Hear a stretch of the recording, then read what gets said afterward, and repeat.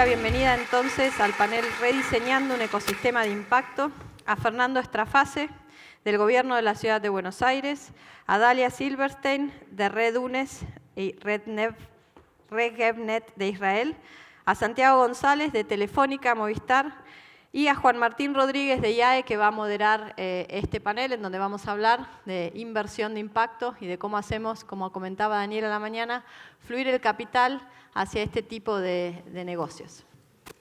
Me encantó el panel por lo rico y lo multisectorial. Para que un ecosistema de impacto sea sano y sea duradero en el tiempo, es necesario que los diferentes sectores actúen en forma articulada. Entonces, tener a la academia, al tercer sector, a la vinculación tecnológica, a las grandes empresas y al gobierno es necesario. Con lo cual, vamos a aprovechar estos 50 minutos que tenemos para hablar en profundidad. Seguramente daría para hablar mucho más tiempo, pero vamos a aprovechar este rato. Para empezar, quisiera empezar con Dalia, contándonos desde el ecosistema israelí. Todos los que fuimos a Israel en algún momento volvemos con dos grandes sentimientos. Uno es una profunda admiración y otro es un poco de dolor, de ver que estamos un poco lejos, ¿no? de lograr muchas de las cosas que allá lograron, a pesar de ser un país joven, pequeño, desértico, rodeado de amenazas. Hoy son un gran polo de innovación con indicadores que asombran al mundo, ¿no? Un segundo índice en el mundo después de Corea del Sur de I+D sobre PBI, por ejemplo. Es increíble, ¿no? el entendimiento de la innovación. La pregunta, Dalia, que te hubiera hecho desde hace ya muchos años, y hoy aprovecho para hacértela acá en forma presencial, es ¿qué podemos imitar del ecosistema israelí y qué no podemos porque nuestra situación, nuestras características y la historia es diferente? Bueno, ¿se escucha? ¿Se escucha? ¿Está bien? ¿Sí? No. Bueno. Hola. Bueno, hay varios ingredientes que tienen que ver con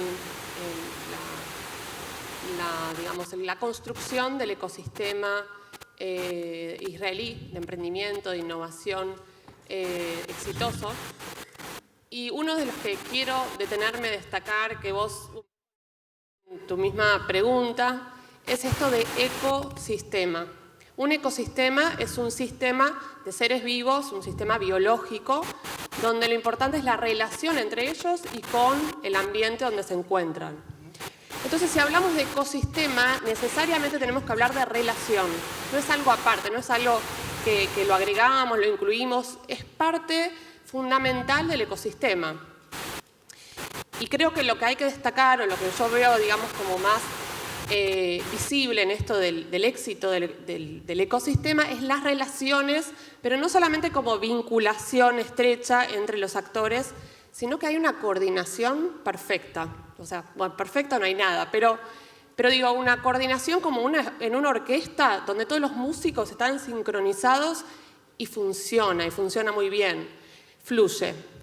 Esto es lo que creo que hace y es muy claro. Ahora, ¿cómo se da esto? Que por ahí podríamos pensar en replicar. Replicar igual siempre me gusta no hablar, digamos, de un copy-paste, obviamente, porque tiene que ver con lo local, con las realidades, necesidades, demandas de lo local, pero sí adaptarlo. Y es esto de la coordinación. La coordinación que se da bajo distintas iniciativas, algunas más conocidas que otras que se han dado en Israel. Por ahí conocen la de Yosma. Yosma en hebreo quiere decir iniciativa, justamente. Es una iniciativa muy importante en Israel, en donde se dio en los 90, cuando hubo una gran ola inmigratoria rusa, después de la caída del muro de Berlín, estamos hablando de 1 millón de inmigrantes. ¿Cómo haces para integrar a 1 millón de inmigrantes y generar empleo? Bueno, el gobierno acá tuvo esta idea, iniciativa, solución de realmente apostar a la innovación, porque además esa era es una población muy bien preparada, científica, médicos, científicos, biólogos, muy importante formación, o sea, fue una inmigración muy fuerte e importante en Israel. Entonces, ¿cómo aprovechar todo este conocimiento, esta innovación y formación para el bien de la población y para el avance y el desarrollo? Entonces, bueno, esta iniciativa tuvo que ver con un aporte importante, un apoyo importante del gobierno. Y además esta iniciativa no fue sola aislada del gobierno, sino que lo que hizo fue impulsar justamente la inversión privada, el apoyo del sector privado y un impulso, un empuje a los emprendedores. Entonces eso es lo que empezó como a armar esto que hoy conocemos como la Startup Nation, ¿no? Porque se crearon 24 incubadoras, se dio capital emprendedor y ahí es como que se empezó a movilizar, a mover y a armar este ecosistema. Esto por un lado, o sea, desde el gobierno, para pensar la conexión del gobierno. Por otro lado, y para mí que vengo también mucho trabajando en la academia, es muy notable la relación que hay entre la academia y la industria. Cosa que en Latinoamérica, y lo he visto en distintos países de Latinoamérica, está escindido. Son dos mundos que van por dos vías diferentes. Y esto es un error, porque realmente la mayoría de patentes en Israel, la mayoría de los emprendimientos más exitosos han salido de la universidad. Esto quiere decir conectar la investigación, no solo dejarla para los papers, sino realmente la investigación aplicada. Unir investigadores con emprendedores, universidad con sector privado. Esta conexión es muy rica en desarrollo productivo, en desarrollo, digamos, en todos los aspectos. Y nosotros que hablamos de impacto, es muy importante esto de que el saber, el conocimiento no quede solamente en un paper, sino que realmente sea para el beneficio de la sociedad. Así que esta conexión es muy rica. Por otro lado, hay temas que tienen que ver más con la cultura de Israel, que podría, digamos, de alguna manera replicarse, porque tienen que ver con algunas cuestiones en la educación y algunas cuestiones que tienen que ver con el sentido de la comunidad, el voluntariado, el sentido de la comunidad en donde todos nos preocupamos por nuestro barrio, por nuestra calle, por nuestro vecino, por el otro, básicamente. Y eso es fundamental en nosotros que estamos hablando de ecosistema de impacto, ir, digamos, desde hablar del ecosistema, pero hablar del individuo ese que desde chico se está educando para asumir la responsabilidad que todos tenemos de cuidado y ayuda al prójimo. Esto se ve en la educación, por ejemplo, tengo a mis nenas ahí que vinieron también de Israel porque están de vacaciones justo. Y por ejemplo, Alma es la más grande, que tiene 10 años. ¿Querés contar, Alma, lo que vas a hacer el año que viene en Israel distinto a lo que...? Los chicos desde sexto grado cuidan la calle como mini policías más o menos para que chicos puedan pasar a la escuela, porque ahí todos van solos. Entonces guardan las calles, paran los autos y eso, así. Gracias, hermosa. Un aplauso. Un poco para contar cómo se fomenta esto de, además, no dar la responsabilidad al otro, porque la responsabilidad no se da, nadie nos da responsabilidad de nada. Nosotros tenemos que ejercer la responsabilidad como ciudadanos y como personas en este mundo. Entonces, bueno, ir, digamos, inculcando estos valores que tienen que ver con la ayuda al prójimo, y eso es lo que fomenta la colaboración, porque si no es como muy difícil incluir esto de la colaboración como algo hermoso que se da, pero si no lo tenemos desde las semillas, desde chicos, después es más difícil. Más difícil, totalmente. Gracias, Dalia. Paso a Fernando, que tenemos que liberarlo unos minutitos antes, ¿sí? Fernando, el cambio en la ecuación de incluir al impacto como resultado esperable de muchos sectores que antes no lo tenían como resultado esperable, requiere de cierta flexibilidad desde los gobiernos para poder tener sinergias con otros sectores que pueden ayudarlo a alcanzar objetivos que antes parecían ser exclusiva responsabilidad del Estado. ¿Cómo se puede articular esto desde tu lugar o desde el lugar de cualquiera que esté en tu espacio, ¿no? Primero, yo nunca hubiera logrado que mis hijos se paren así a colaborar con algo que yo estoy haciendo, así que me da mucha envidia y te felicito. Te felicito, me llevo una lección y una frustración también. Después, la semana pasada estuve con ellos, justamente mi familia en Tilcara, y venía extrañando esta semana cuando volví acá al Lío, toda la paz que uno tiene ahí de abrir la ventana y ver el cerro. Y la intérprete y el diseño me retrotrajeron a ese momento, así que muchas gracias a Sustainable Brand por la invitación y por el setting que armaron. Intentando responder tu pregunta, lo primero es asumir que en la era moderna un gobierno tiene que partir de la certeza de que no tiene todas las respuestas y que la inteligencia de un gobierno, hoy, un gobierno moderno, está en aprovechar el stock de inteligencia y de músculo creativo que tiene la sociedad. Por lo tanto, la inteligencia de un gobierno no está en pretender tener ni toda la respuesta ni toda la información para responder la pregunta, sino hacerle una buena pregunta a la sociedad para juntos responderla. Eso es una forma medio sofisticada de llamar cocreación, de tener problemas que son cocreados. Y la mayor cantidad de los problemas hoy tienen una dimensión de cocreación entre el Estado, la sociedad civil, las empresas. De eso se trata, me imagino, Sustainable Brands. Y las ciudades tienen un rol especialmente protagónico en eso. Hoy las ciudades están de nuevo de moda en el mundo. En un mundo que está medio desordenado globalmente, a partir de los países, las ciudades vuelven a ganar protagonismo geopolítico, vuelven a ser importantes como unidades para organizar flujos entre personas, proyectos innovadores. Lo que decía Dalia aplica especialmente a todo Israel, pero especialmente a Tel Aviv, por un montón de razones en las cuales ella se explayó. Entonces las ciudades vuelven a estar de moda como unidades de cajas de resonancia de temas de co-creación. Y por eso hay algunos temas, como por ejemplo el cambio climático, en donde las ciudades son epicentro del problema, pero son parte de la solución también. Hoy las ciudades explican el 70% de los gases de efecto invernadero en el mundo. Ahí está el problema. Bueno, la solución también está en las ciudades, porque en la medida que co-creemos un cambio en los hábitos, en la matriz energética de las ciudades, es ahí en donde se puede generar esa solución compartida.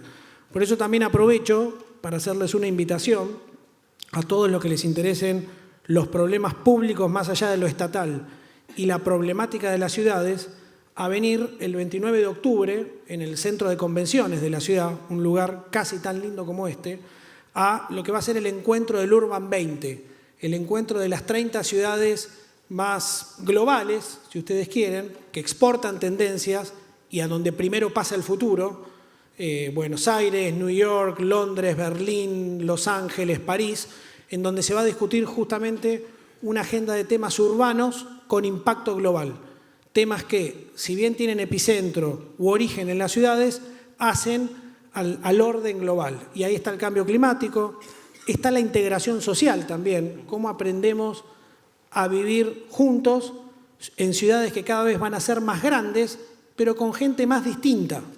Hoy todo el mundo está en un proceso de urbanización, cada vez más gente viene a vivir a las ciudades, porque es en las ciudades en donde están las oportunidades. Cualquiera de ustedes haría eso.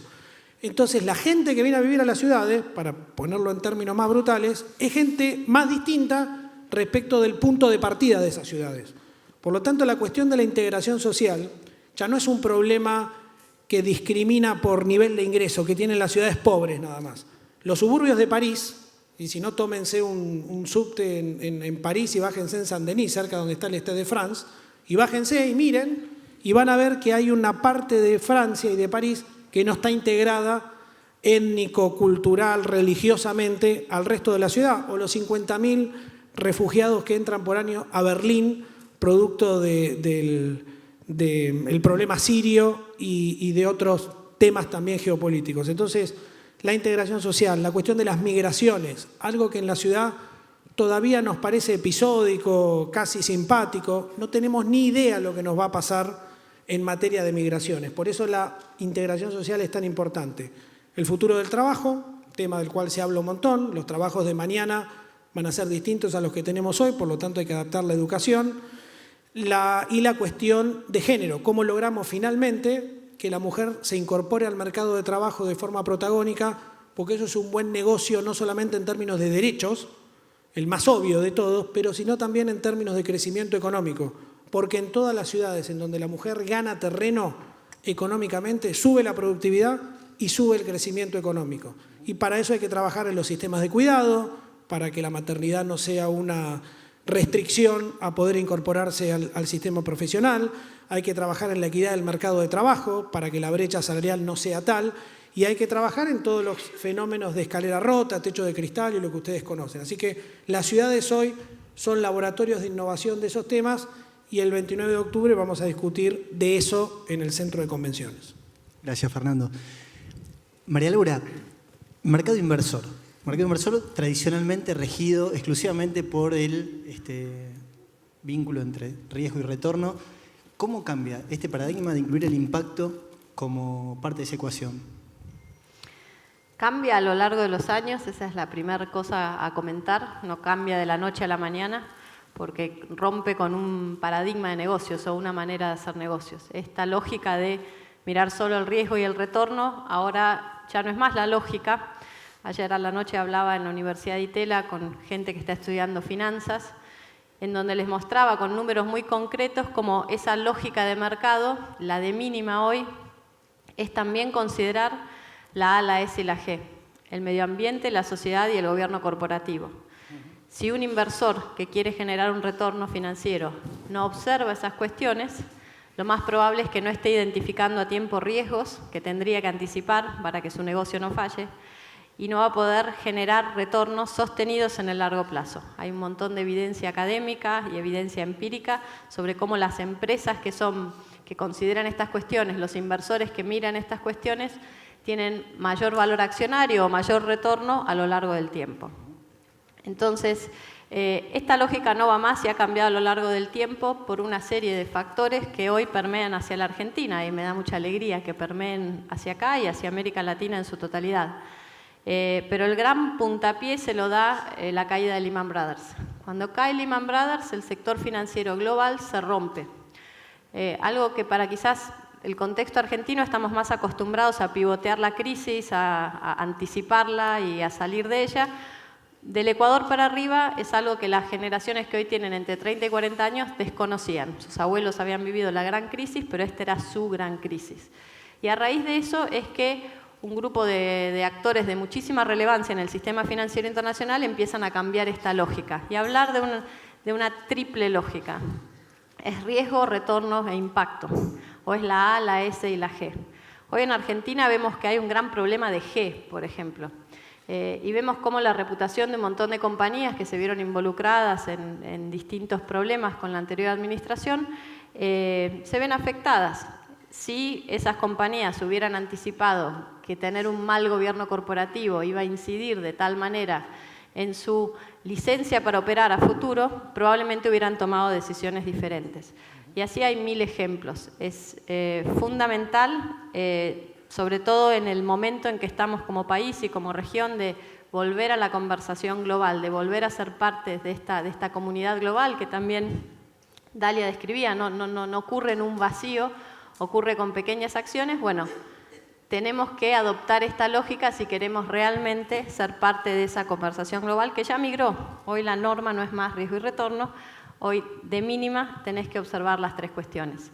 En cuanto a la alianza entre lo público y lo privado, creo que ha sido otro de los grandes catalizadores de esta nueva lógica de hacer negocios. Lo vemos con instrumentos muy innovadores y muy concretos, como es un bono de impacto social que la Ciudad de Buenos Aires está por lanzar junto con un grupo de inversores locales para trabajar el tema de la empleabilidad de jóvenes muy vulnerables del sur de la ciudad.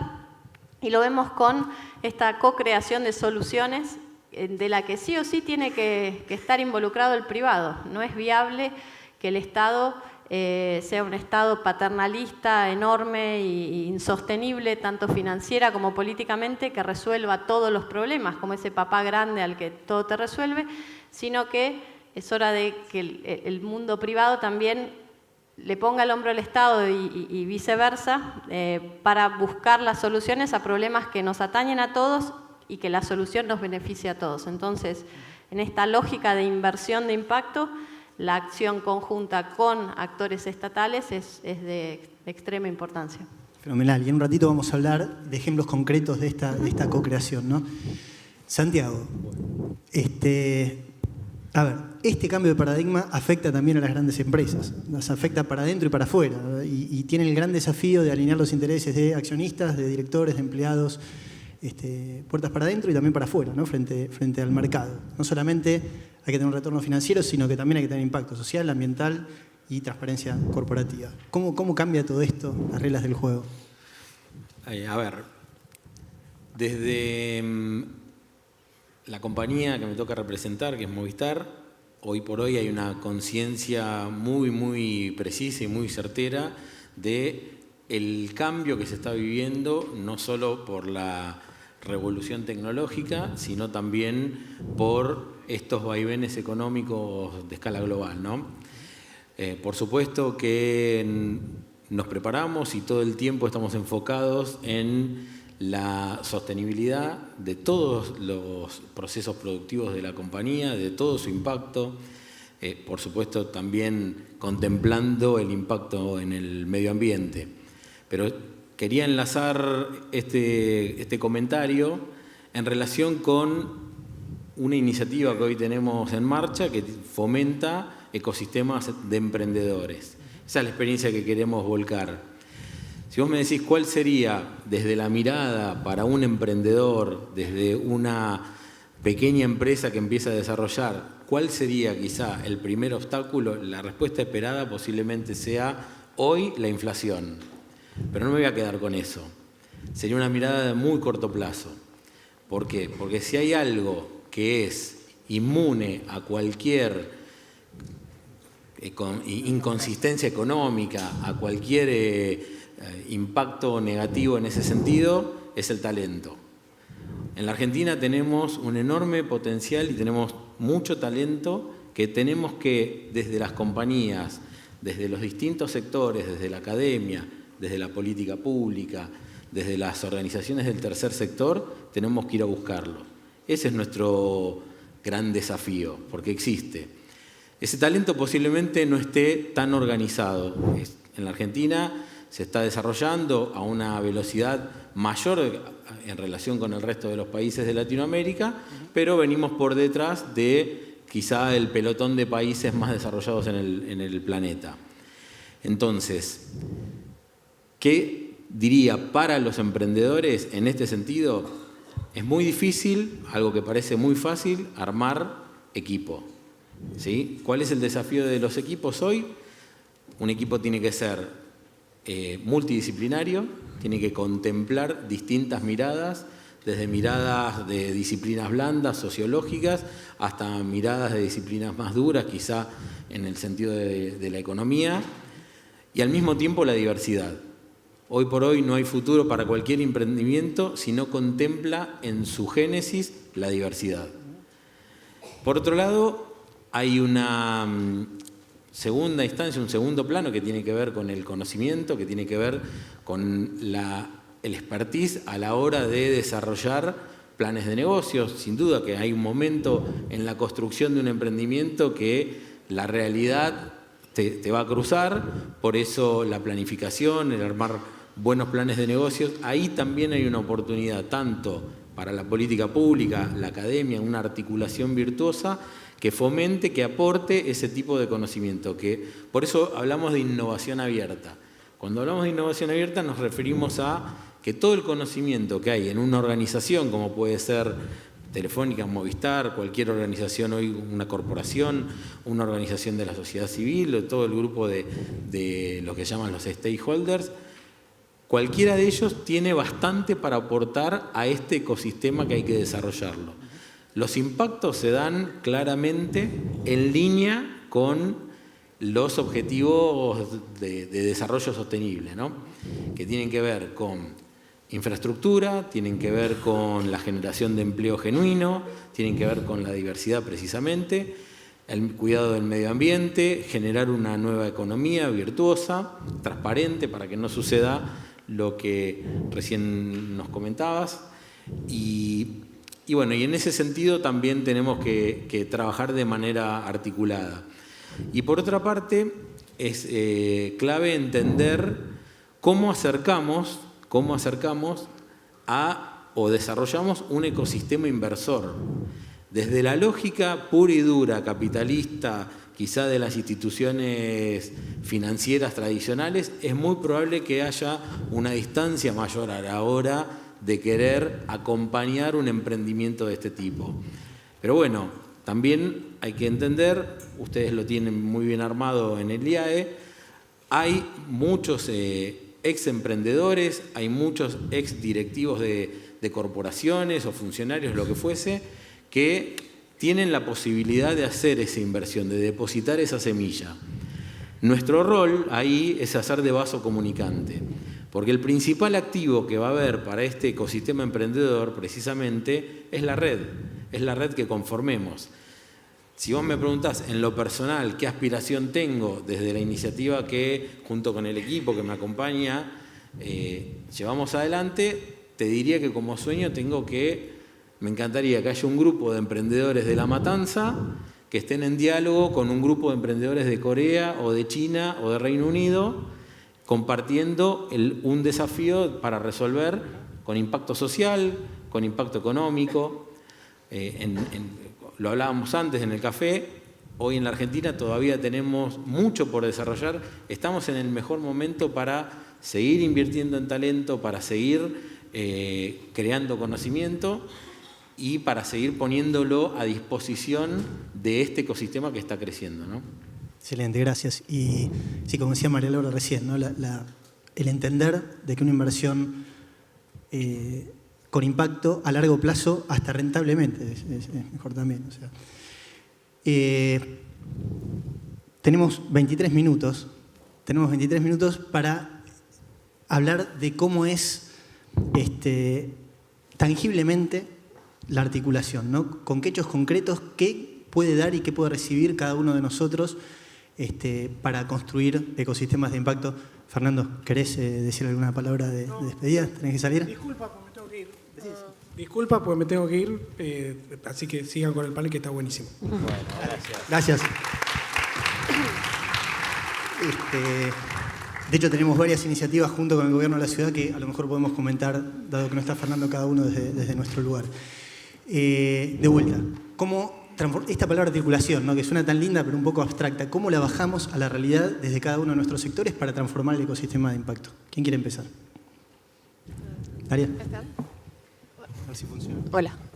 Sí, antes de bajar a la realidad, quiero contar lo que dice Yuval Harari, que es un escritor israelí muy conocido, que él dice que lo que distingue el animal del ser humano no es desde el nivel individual, sino justamente desde el nivel colectivo, de la posibilidad de cooperar y de crear redes de cooperación.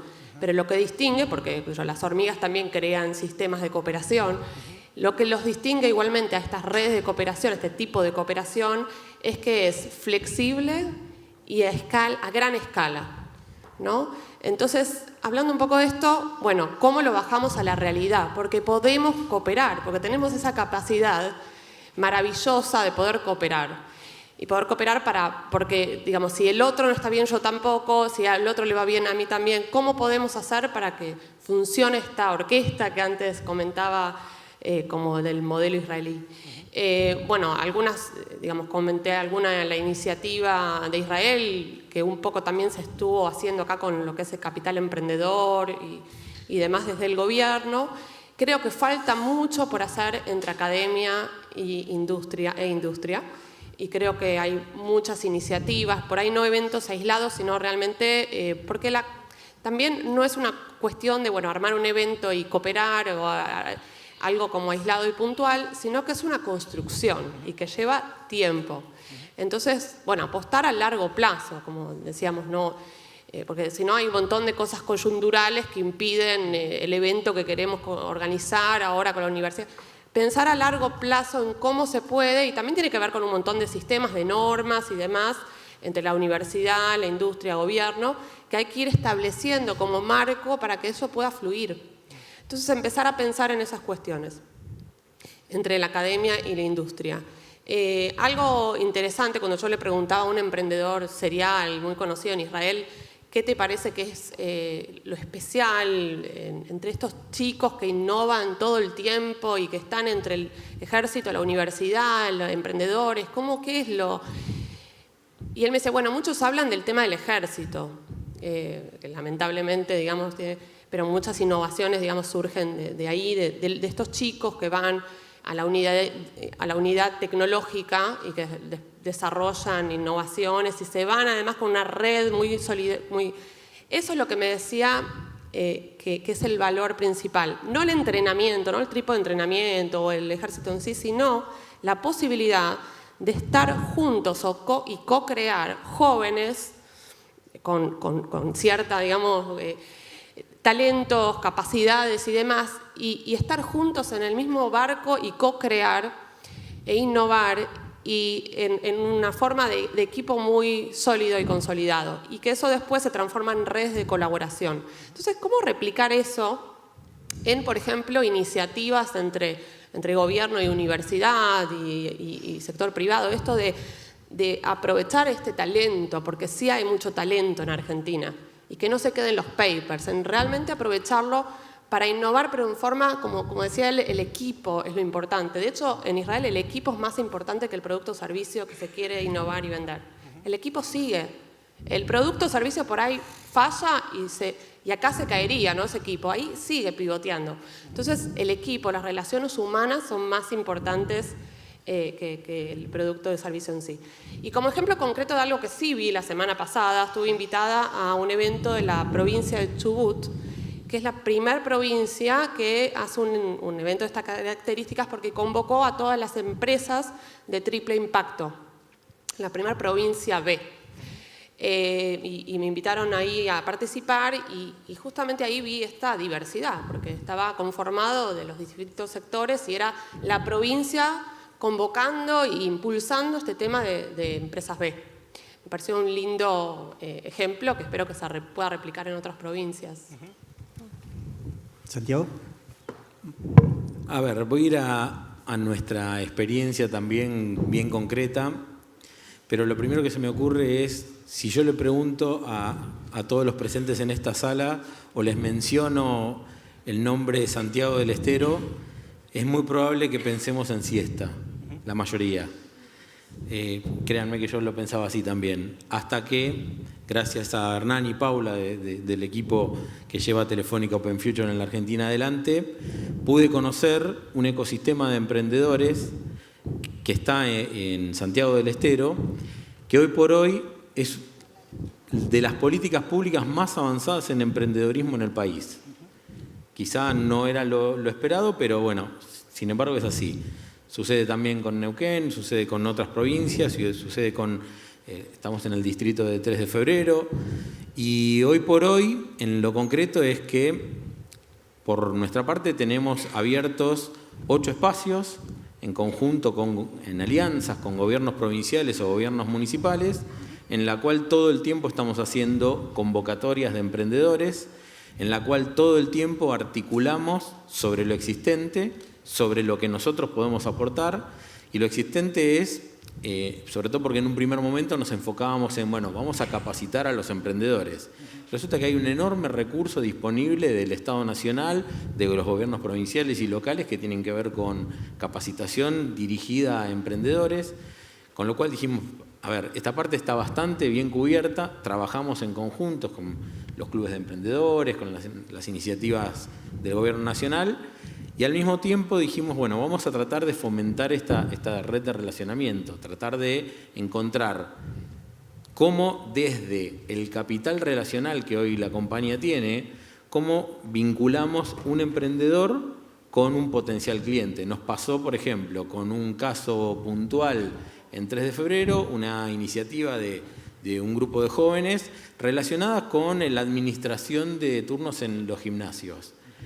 Bueno, una de las cadenas más grandes de gimnasios en el país es clienta de la compañía a través de la red de contactos junto con los ejecutivos comerciales.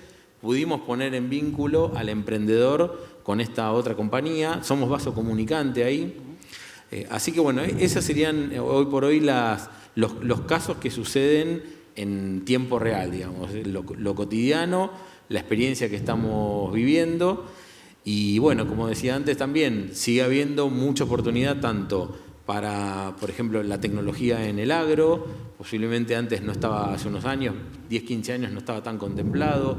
Hoy por hoy todo lo que es la inteligencia artificial, el análisis de enormes volúmenes de datos, el Big Data, la lectura de datos a través de satélites. Hay mucho para explorar en ese sentido, con lo cual, de nuevo, invito a cualquiera de los sectores que se pueda sumar y pueda aportar, bienvenido, porque esto es abierto.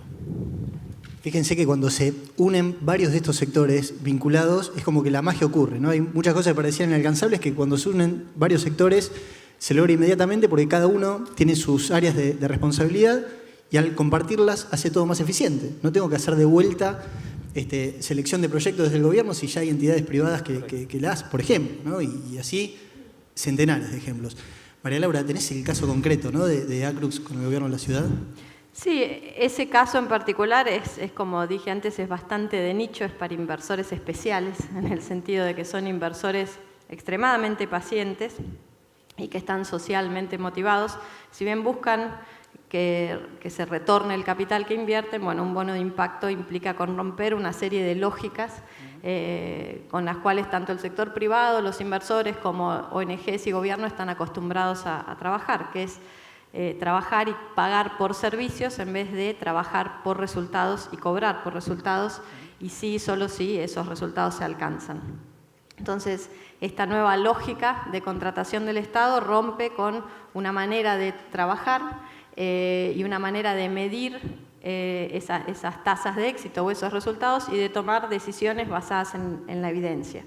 Entonces, esa es la primera lógica que se rompe. El Estado, por lo general, no hablo acá del Estado argentino, sino los gobiernos, por lo general, desconocen cuál es el éxito de los programas que implementan y en los cuales invierten un montón de recursos que salen de nuestros impuestos. Por otro lado, el privado está acostumbrado a trabajar en lo social en duplas, ¿no? Duplas con ONGs, organizaciones sociales o empresas a las cuales les dona o les paga por un servicio. Bueno, esto viene a romper la lógica y a gestar una alianza verdadera y de trabajo codo a codo en la trinchera entre la organización que implementa el terreno, la solución a un problema social, como puede ser la empleabilidad de jóvenes muy vulnerables, con los inversores que están dispuestos a financiar ese trabajo para alcanzar resultados por los cuales el Estado va a pagar. Entonces, un bono de impacto social es uno de los ejemplos más concretos en donde vemos esta articulación público-privada, si se quiere, para fomentar el desarrollo de esta nueva manera de invertir. Ahora, no es la única y esta es bastante específica y requiere de un tipo muy especial de inversor. Como dije al principio, hay otras maneras de invertir y en la Argentina vemos desde hace unos años que se empiezan a gestar estos vehículos que faltaban para que esos emprendedores que hoy están saliendo de las incubadoras o de los programas de aceleración, tanto privados como públicos, logren acceder al capital que necesitan para poder escalar su negocio, formar equipos y demás. Y creo que esa es una de las primeras barreras que tienen los emprendedores en general, pero sobre todo los emprendedores de triple impacto en este país. Es el acceso al capital una vez que fueron incubados. Desde este gobierno y también desde el sector privado hubo muchísimo apoyo a desarrollar el ecosistema emprendedor. Muchas veces, y yo soy muy crítica de eso, solapando programas entre provincia, nación, ciudad, provincia, y no generando esa, como decía Dalia, tenemos que funcionar como una orquesta. Bueno, si los tres violines se pisan entre sí, vamos a escuchar cualquier cosa del otro lado. Bueno, si hay mucho capital público poniéndose en programas emprendedores que se solapan, escuchamos el mismo ruido del otro lado. Entonces, sí, eso lo que logró gestar, y un poco creo que siguiendo al modelo israelí, es que pusieron mucho foco en apoyar al ecosistema emprendedor, es un ecosistema emprendedor. Entonces, entre lo privado y entre lo público lograron gestar un cúmulo suficientemente importante de emprendedores que ahora salen al mercado, así como un chico sale de la secundaria al mundo, y van a buscar capitalizarse por primera vez. Bueno, ¿qué faltaba para que esos emprendedores se pudieran capitalizar? Por un lado, que el Estado falta eso todavía, flexibilice ciertas normas y ponga más rigor en otras. Ejemplos como el de Chubut, con que es empresa B, otros exitosos que hay en Mendoza y demás, en donde el Estado empieza a prestar atención a la A, la S y la G y a exigir esto de todos sus proveedores y a exigir esto en materia regulatoria, es importantísimo. Entonces, por un lado necesitas que el Estado regule y por otro lado necesitas que el Estado facilite el que esos emprendedores que quieren ir a capitalizarse y que quieren crecer, hacer crecer sus negocios, tengan las herramientas para hacerlo y no tengan que sortear un montón de barreras que una pyme que arranca, una startup que arranca en este país, inevitablemente tiene que sortear, desde lo impositivo hasta lo regulatorio, hasta lo oneroso que es para cualquier empresa funcionar en el país cuando sos muy chiquitito. Entonces, ahí el Estado también tiene un rol a trabajar con el sector privado en flexibilizar ciertas normas y en elevar la vara en otros, en encontrar ese justo medio. Los vehículos de los que hablaba que se empiezan a gestar en el país era algo que faltaba, porque había inversores interesados en estos emprendedores de triple impacto, no sabían dónde buscarlos, entonces necesitaban ese intermediario y el rol del intermediario es fundamental para desarrollar ecosistemas para poder llegar a esos emprendedores. Uno de los canales de intermediación más importantes que tiene el mercado en general es justamente los fondos de inversión. Los fondos son el paso previo a que ese emprendedor consiga el capital y ese inversor pueda descansar, digamos, en no tener que ir a recorrer a pico y pala dónde están esos emprendimientos viables, sino que confía su capital al fondo que va a buscar por él. Entonces, esos vehículos empezaron a aparecer en la Argentina, producto no de la combustión espontánea, producto de un trabajo y un esfuerzo coordinado y consciente de un grupo de actores de mercado que se unieron de manera muy proactiva para gestar este mercado. Este grupo en Argentina se llama Grupo de Trabajo en Inversión de Impacto, tiene un nombre muy sexy, necesitamos un comunicador en la mesa urgente.